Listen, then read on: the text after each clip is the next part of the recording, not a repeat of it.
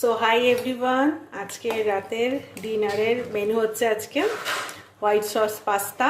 তো পাস্তা এখন বয়েল করা হচ্ছে আর বানাবো হচ্ছে চিকেন স্টেক। চিকেনটাকে ম্যারিনেট করা আছে, এটাকে জাস্ট হালকা করে ফ্রাই করব। তো চলো রেসিপিটা ফুল কমপ্লিট করে নিই, তারপর তোমাদের সাথে শেয়ার করব কেমন হয়েছে। ফার্স্ট টাইম বানাচ্ছি। এখন চিকেন স্টেকগুলো ফ্রাই করে নিচ্ছি।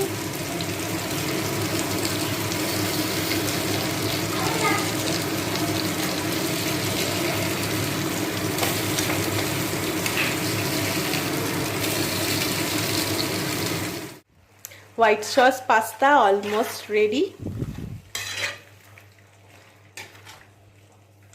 দেখতে তো ইয়াম্মি হয়েছে, খেতেও আশা করছি খুবই ভালো হবে। ফার্স্ট টাইম বানালাম। তো এইটা হলো final look, white sauce pasta and chicken stake.